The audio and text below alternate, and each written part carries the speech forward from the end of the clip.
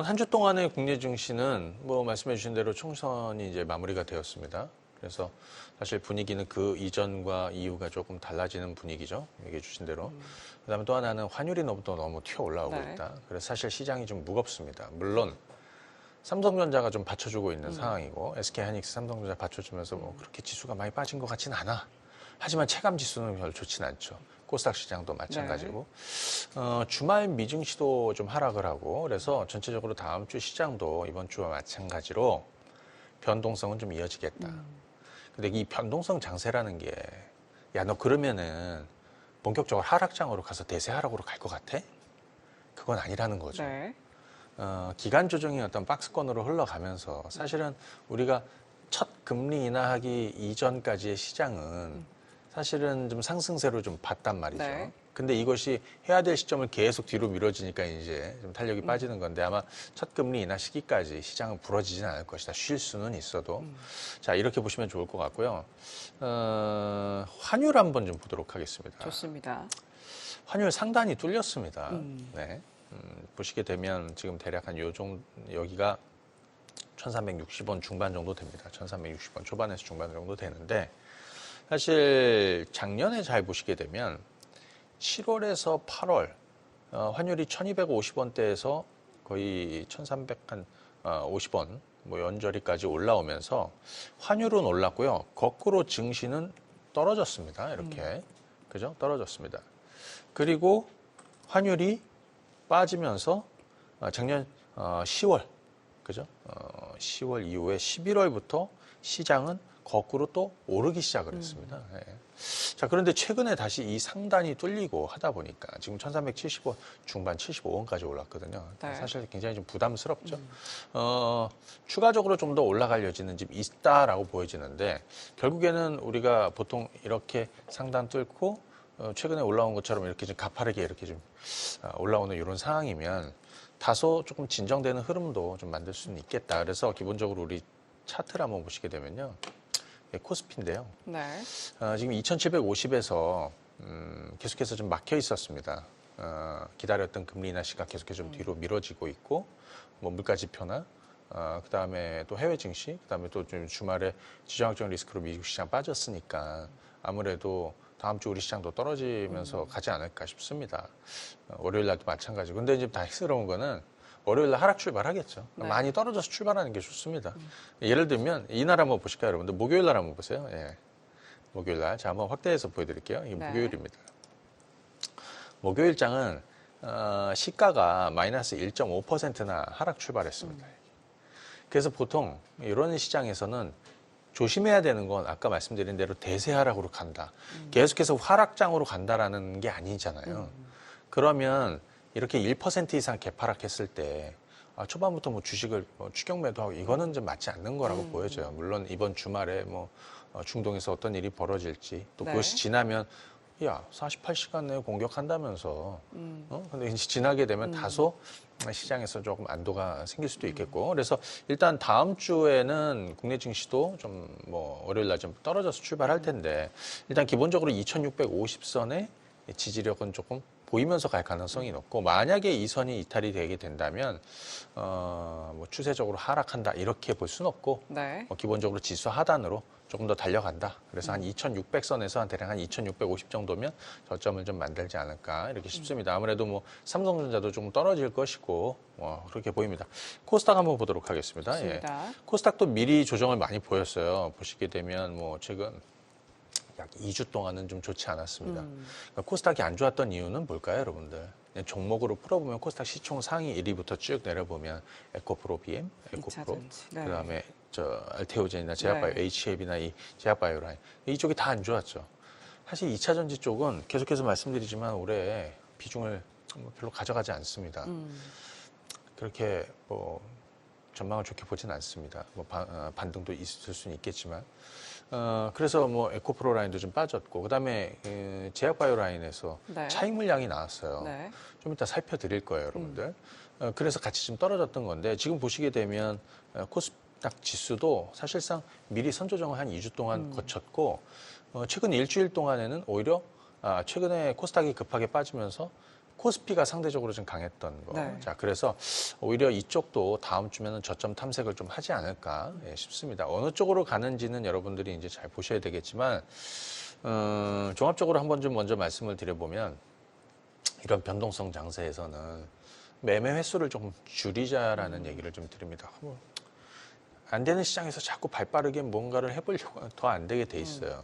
그래서 잦은 매매를 하지 마시고 차라리 큰 그림에 내가 올 하반기를 놓고 봤을 때 하반기 또는 올해 뭐 한 4분기까지도 길게 놓고 봤을 때 정말 여기에서 내가 좀 저가에 공략할 것이 무엇인지 큰 그림을 그려놓으면서 차분히 낚싯대를 던지는 게 맞지 이리저리 자꾸 매매하려고 하지도 마시고 네. 쫓아가려고 하지도 마세요. 요즘에 뭐 쫓아간다고 또 되지도 않더라고요. 자, 그렇게 보시면 좋을 것 같고 우리가 섹터로 따져보면 네. 이번 한 주 동안에 솔직히 가장 뭐 비교적 견조했다. 뭐 앞서 뭐 전력이나 뭐 여러 가지가 있겠지만 그냥 큰 사이즈 뭐 왜냐하면 반도체를 뭔가를 대체하려면 반도체가 무슨 뭐 화장품이 대체하거나 이거 할 수가 없어요. 사이즈가 안 맞죠. 그죠? 뭐 예를 들어서 그래서 뭐 반도체, 뭐 2차 전지, 뭐 아니면 뭐 제약바이오 이게 좀 굵직굵직한 비슷한 그죠? 근데 반도체는 사실 앞서 미국 시장의 반도체들이 다 깨지지 않았어요. 그죠, 여러분들? 그러니까 아직은 살아있는 것이고 국내에서도 삼성전자, SK하이닉스는 여전히 살아있는 중이고 다만 그 사이에 HBM부터 시작해서 온 디바이스 A, CXL 뭐 쭉쭉쭉쭉 해서 뭐 유리기판 그다음에 뭐 D램, 낸드까지 계속해서 순환하고 최근에 뭐 EUV 관련해서도 못 움직였던 종목들이 다 순환하고 있습니다. 다 네. 돌고 있습니다. 이 과정에서 반도체는 제가 지난주였나요? 지난주에는 쉬었으니까요. 맞아요. 지난주. 네. 반도체는 매매를 그냥 계속 하시면 됩니다. 근데 이제 미국 그 반도체, 제가 사실 올 초에도 그런 얘기 드리고, 반도체 투자할 거면 그냥 미국 시장에 있는 대표 대형주들 투자하면 오히려 좋겠다. 네. 그럼 그냥 가시는 거고요. 삼성전자, SK하이닉스도 아직 끝나지 않았죠. 잡음은 있겠지만. 하지만 그 사이에 후광 효과를 누리는 종목군들, 그 밸류체인들은 사실은 트레이딩 영역에 있는 것 같아요. 그래서 그쪽은 좀 매매하시는 게 맞겠다. 저는 이렇게 말씀을 드리고요. 제약바이오는 저는 계속해서 좀 중장기로 배팅을 하는 쪽으로 좀 말씀을 드리고 있습니다. 이번 주에 그 제약바이오 종목군들이 최근에 선조정 받았던 거, 그 다음에 반등하는 이유, 뭐 이런 거 좀 간단히 좀 설명을 드리면, 네. 최근에 먼저 선조정 받았던 이유 중에 하나는 금리 인하 시기가 좀 뒤로 미뤄졌다라는 거예요. 그리고 또 하나는 뭐냐면, 올해 우리 AACR, 미국 임상종양학회, 뭡니까? AACR 또 아스코 이렇게 쭉쭉쭉 있잖아요. 근데 이 미국 암학회 이슈를 기본적으로 먼저 반영을 하고 있었어요. 그러다 보니까 반영했던 거 늘 그랬던 것 같아요. AACR 이전에 먼저 매물이 좀 나오고 기대감은 올랐다가 매물이 나오고 그 다음에 금리 인하 시기가 다소 좀 지연된다. 그리고 한쪽에서 반도체가 막 살아나고 하니까 이쪽에서 그동안 많이 올랐으니까 차익 물량 나오면서 그쪽으로 좀 갔던 거죠. 반대로 얘기하면 또 반도체가 쉬면 이쪽으로 더 들어올 겁니다. 그래서 어제도 많이 올랐던 거고.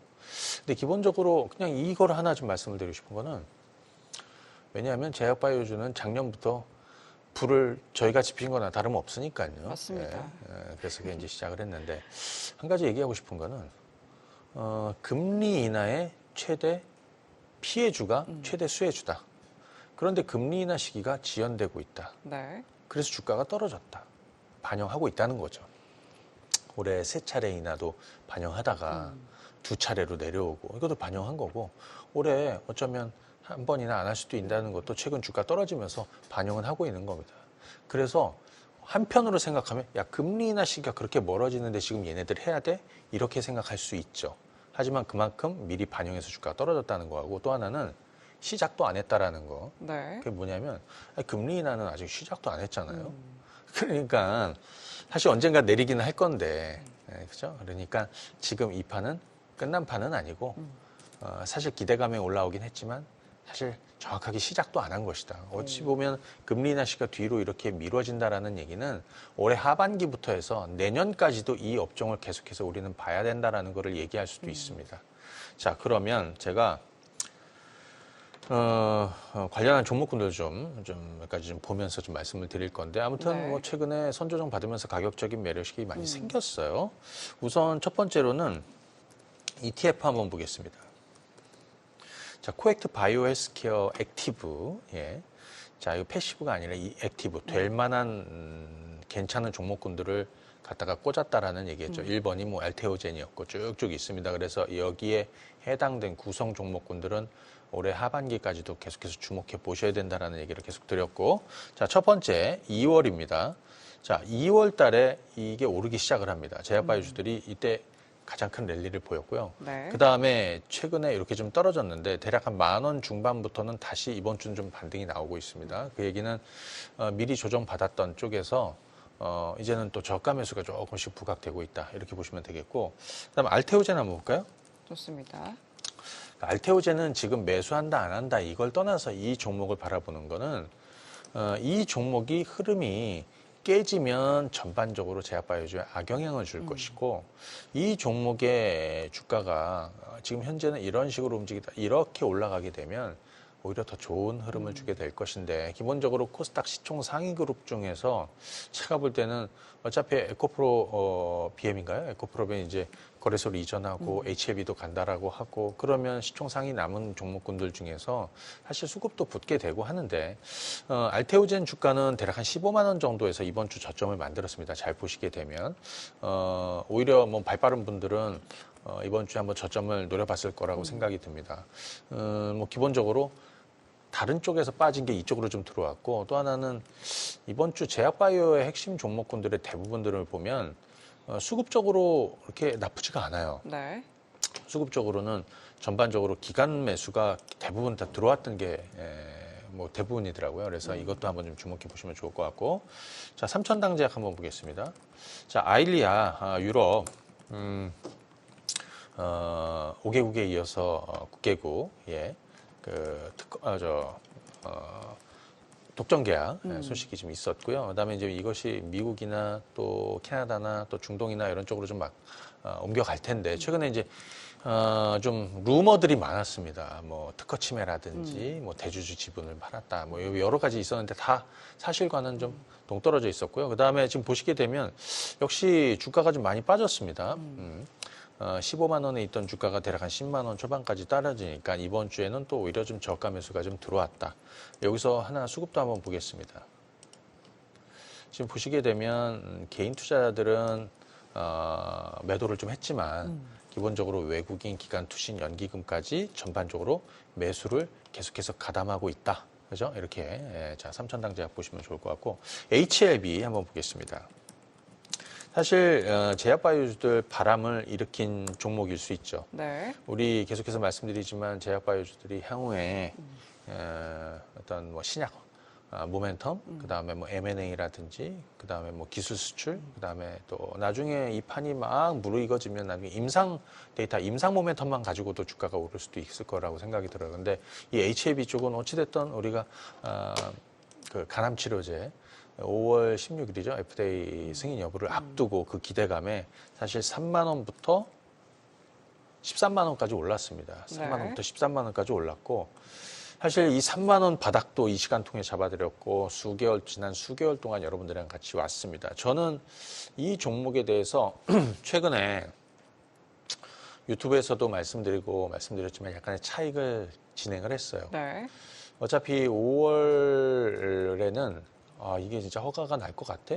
이거를 보고 가는 게 아니라 어느 정도 비중은 그 전에 차익을 하는 게 맞거든요. 근데 이 주식이 지금 8만 원 정도 오니까 8만 원 정도 오니까 다시 저가 매수가 좀 들어오고 있습니다. 상업 허가가 날 거를 감안을 해서 상업화 미국에서 빠르게 지금 발빠르게 움직이고 있다. 그래서 최근에 뭐 PBM 문제 소식도 있었고, NCCN이라고 그래서 미국 종합 암 네트워크 여기에 가이드라인 등재 신청도 마무리가 되었다. 이거는 그러니까 뭐 약물 치료를 하든지 아니면 수술한 분들, 1차 치료 거치신 분들이 이후에 어떤 항암 치료나 어떤 치료를 받을지 그 NCCN에서 가이드를 이런 의사들에게 이제 권고를 하는 거거든요. 네. 여기에 그래서 상당히 행보가 빨라지고 있는 이런 상황이기 때문에 4월 한 달 동안 아마 기대감이라도 추가적으로 상승이 한 번 정도는 좀 나오지 않을까 싶습니다. HAB 제약도 비슷하고요. 레고캠 바이오 한번 보겠습니다. 네. ADC. 네. 최근에 이 주식, 물론 우리가 이 주식을 처음 소개시켜드리면서 시작했던 건 작년 10월이에요. 그때가 35,000원 가격이었습니다. 35,000원대. 그리고 8만 원까지 올라왔었고요. 중간중간에 많이 빠졌을 때마다 오히려 저가 매수에서 조금 성과를 냈었고, 최근에 제약바이오 쉬면서 이 종목도 좀 쉬었다. 사실 많이 쉬인 건 아니에요. 7만 5천 원 있던 게 뭐 6만 원 중반 정도 되니까요. 사실 이번 주에 저점에서 대략 뭐 한 6만 원 정도에서는 저가 매수가 꾸준히 늘었고 모양도 좀 바뀌고 있어서 대략 한 이 정도에서는 추가 반등도 좀 나오지 않을까 싶습니다. 근데 기본적으로 시간 투자를 계속해서 해주는 게 좋겠다 말씀을 드리고, 한올 바이오파마 자가 면역 치료제. 네. 이쪽에서는 뭐 경쟁사의 뭐 존슨앤존슨이나 뭐 여러 회사가 있지만 이 한올 바이오파마의 이 자가 면역 치료 물질이 거의 뭐 베스트 클래스로 이 업계에서는 좀 알려져 있고, 그래 한올 바이오파마가 이뮤노반트에 기술 수출한 바토클레맙도 지금 이뮤노반트의 어떤 임상 성과라든지 상당히 순항을 하고 있는 상황이기 때문에 주가 한번 보도록 하겠습니다. 뭐 당연히 주가 흐름도 크게 부러지진 않고 있었어요.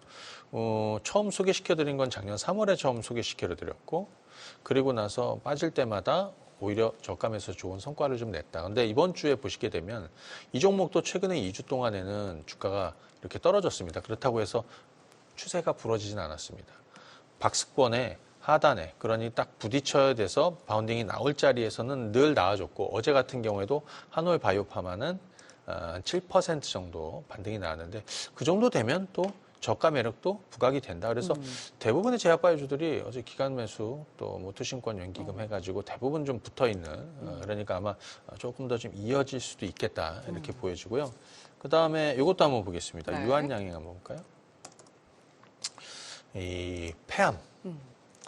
유한양행의 렉나자가 지금 이제 허가 신청을 해놓은 상태고, 대략 한 뭐 지금 아마 그 6월 아스코에서 또 그 OS 데이터도 이제 공개가 된다라고 하고요. 여름이면은 아마 허가 기대감도 좀 있을 텐데, 만약에 HLB가 신약 승인이 되면 굉장히 상당한 바람이 불 겁니다. 네. 굉장한 바람이 불 것이고, 이 업계 전반으로.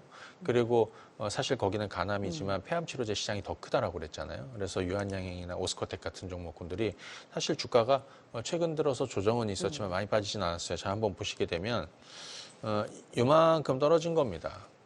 앞서 말씀드린 이유는 다 그런 이유에서 좀 빠졌던 것이고요. 지금은 다시 좀 돌리고 있는 중입니다. 그래서 뭐 7만 원 초반 정도 또 가니까 또 저가 매수도 들어오고 하고 있는데, 사실 본 게임은 아직 시작한 건 아니다라고 생각이 들어서 지금은 차근히 시간 투자를 해주는 게 좋겠다. 자, 하나만 더 볼까요? 네. 우리 ST팜이라고 해서 올리고, 그러니까 mRNA 치료제 핵심 원료는 올리고예요. 그냥 쉽게 말하면 올리고라고 하는데, 이 mRNA 치료 시장이 상당히 커지고 있다. 연평균 한 17% 정도 성장을 하고 있다. 2030년 정도 되면 기본적으로 한 30조 시장 이상이 좀 될 것이다. 그런데 사실 이 올리고 생산, 여기 어떤 실적 뭐 이런 것도 있지만, 기본적으로 최근에 미국의 생물보안법, 거기에 또 뭐 바이넥스와 더불어서 수혜가 될 것이다. 아무래도 미국 시장에서 우시 바이오로직스나 우시 앱텍이라든지 우시 라인이 대부분 퇴출되는 상황이기 때문에 지금 그 CGMP라고 해서 FDA에서 허가를 받은 올리고 생산 업체가 많지는 않아요. 일본의 니토덴토, 그 다음에 ST팜이 있고, 그리고 중국 업체도 좀 있고요. 근데 여기서 잘 보시게 되면 어차피 우시 SDA는 이제 퇴출이 되는 분위기고, 그 반사익을 ST팜이 좀 가져가게 될 것이다. 그래서 주가도 뭐 지금 지난번에 우리 처음 소개시켜드린 거는 3월이었습니다. 예, 3월에 대략 한 6만 원대 중반에 소개드렸고 9만 원 넘어섰다가 최근에 좀 조정나는데, 이번 주에는 오히려 저가 매수 한 번씩 해볼 수 있는 그런 상황이었다 이렇게 생각이 듭니다. 그래서 차분히 가시면 되겠고요. 오늘 그 국고처 끝나고 네. 주식 반상회에서 저는 시장 얘기와 더불어서 제약바이오 얘기를 조금 많이 해보도록 하겠습니다. 왜냐하면 네. 그동안에 주가가 좀 떨어져가지고 가격 메리시 생겼어요. 달라진 판은 없습니다. 네. 예, 그래서 그 얘기를 좀 드리도록 하겠습니다. 잠시 뒤에. 좋습니다. 유튜브 댓글창에서도 바이오 오빠시잖아요. 그런 만큼 대표님이 바이오를 어떻게 대처했는지 굉장히 질문들 네. 많이 주시고 관심들을 많이 보여주셨습니다. 방송 끝나고 이어지는 무료 특강 통해서 또 바이오에 대한 또 투자 전략 얻어가시면 좋을 것 같습니다. 이렇게 해서 이번 주 국내 증시와 미증시 점검 나눠봤습니다.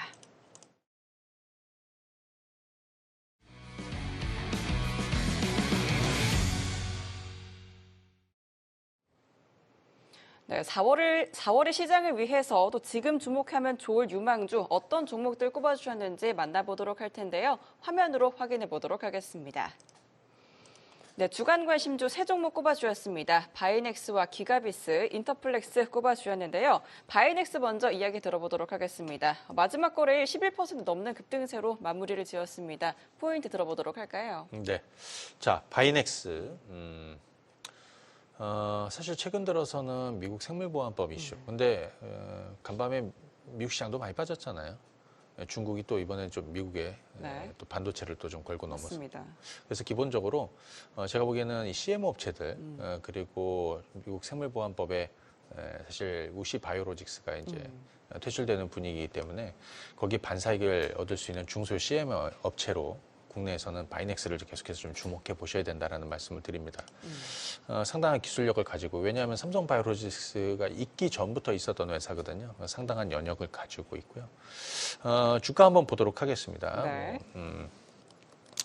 이 주가는 대략 한 4만 원 정도부터 시작해서 일단 만 원대까지 좀 내려왔었습니다. 뭐 과거 2019년에서 2020년은 한번 제약바이오 하시는 분들은 좀 되돌려 볼 필요가 있습니다. 그때 얼마 정도 성과를 냈는지. 자, 저희가 지난번에 소개해드린 가격은 대략 한 11,000원 정도 됩니다. 여기가 11,000원입니다. 그리고 여기가 얼마? 18,000원까지 급등을 했습니다. 그리고 나서 최근에 주가가 좀 조정을 받았습니다. 그래서 12,000원에서 13,000원 정도 와 있는데 다시 가격적인 매력이 좀 부각이 된다, 이런 생각이 좀 들어요. 그래서 올 한해 개인적으로 이 CMO 업체들은 계속해서 좀 주목해 보셔야 된다.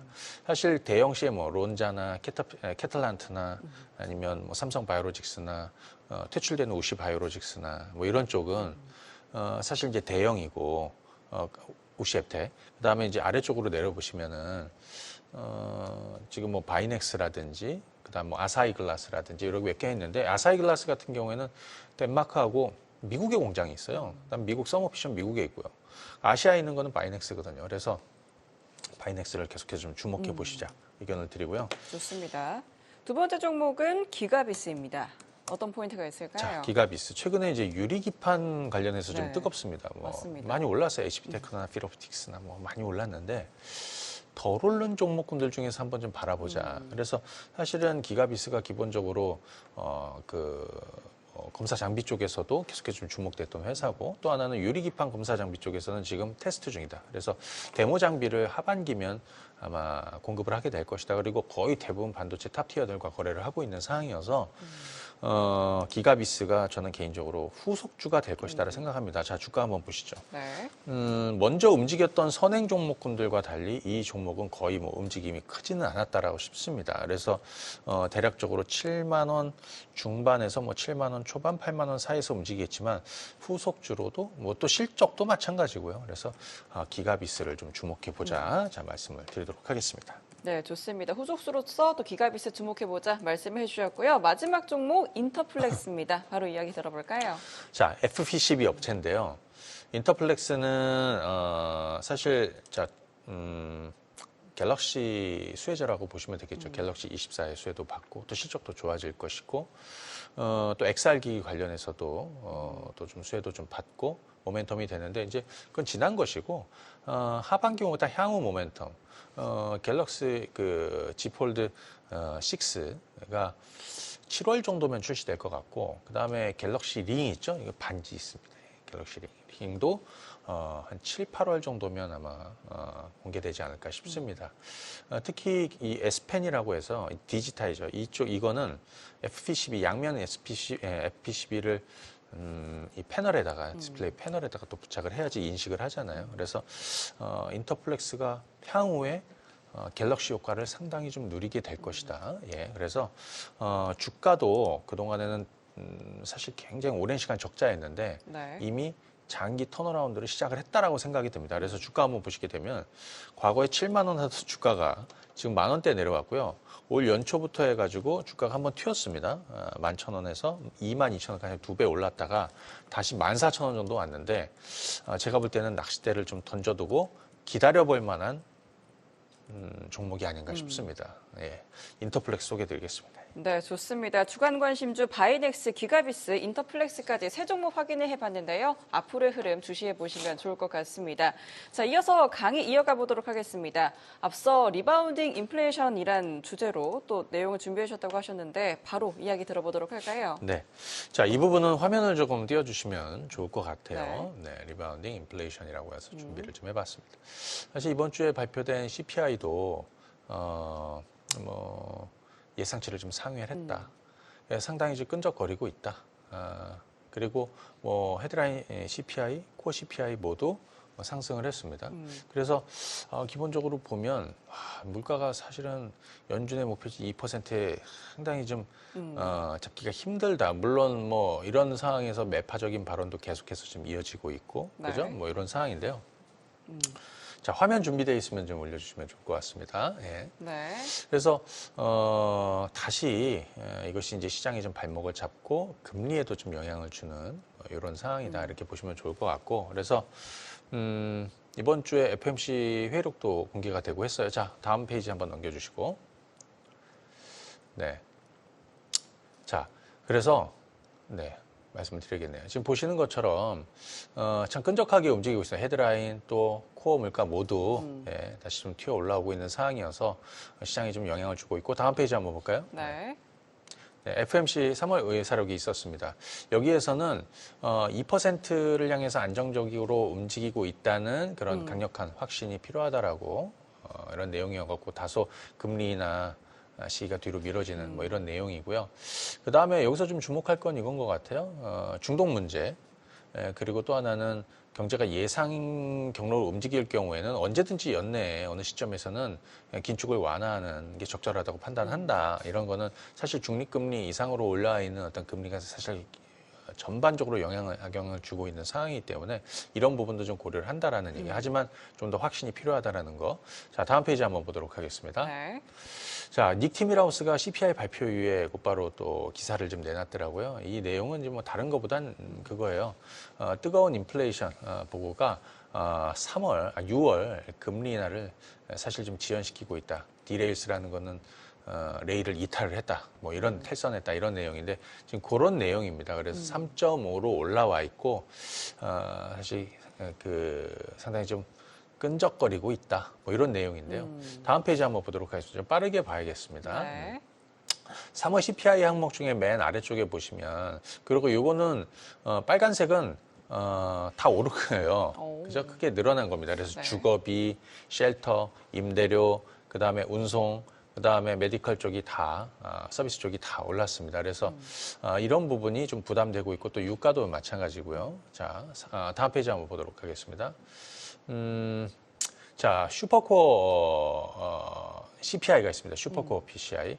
자, 요거는 화면으로 보기에는 그냥 위쪽에 오른쪽에 화면 한번 보시게 되면 최근 들어서 주거비를 제외한 이 근원 서비스 물가 슈퍼코어 인플레이션도 CPI도 상승세를 좀 보여주고 있다. 그래서 다소 물가 지표들은 여전히 조금 좀 부담스러운 이런 흐름을 보여주고 있다. 다음 페이지 한번 보겠습니다. 그래서 CPI 발표 이후에 연준의 금리 인하 전망, 페드와치로 보니까 올해 3회에서 2회로 축소가 되었다. 그것도 지금 동결이 계속 이어지다가 그죠? 뭐 연말에 가서는 한두 번. 근데 사실 근래에는 네. 또 CPI 발표 이후에는 야, 올해는 금리를 세 차례에서 두 차례가 아니라 금리를 인하 안 할 수도 있겠다. 네. 이런 얘기들 좀 나오고 있는 이런 상황이고요. 옆쪽에 보시게 되면 CPI 이전에는 사실 금리 인하 전망이, 그러니까 올해 뭐 많으면 연초만 하더라도 6번. 하지만 이것이 3번으로 줄었고 지금 뭐 2번으로 줄어 있는 이런 상황입니다. 다음 페이지 한번 보겠습니다. 그것이 반영이 되는 게 이거죠. 자, 왼쪽 화면에 맨 왼쪽을 보시게 되면 연초만 하더라도 6번, 7번 정도 내릴 수 있는 금리 인하 전망이 기대감이 지금은 2번으로 떨어져 있다. 두 번 아래로 떨어져 있다. 이렇게 지금 볼 수 있습니다. 여기서 하나 체크해야 되는 건 뭐냐면 네. 이 시장은 이걸 지금 반영하고 있다라는 게 핵심입니다, 여러분들. 그러니까 연초에만 하더라도 6번, 뭐 많으면 7번도 내릴 수 있겠어 했던 그게 아니라 지금은 두 번, 또 두 번 아래까지 인하 시기가 낮춰질 수도 있다. 이거를 시장이 반영하고 있다는 거죠. 자, 다음 페이지. 예. 네. 다음 페이지 한번 보시죠. 그래서 끝 페이지 한번 보내주시죠.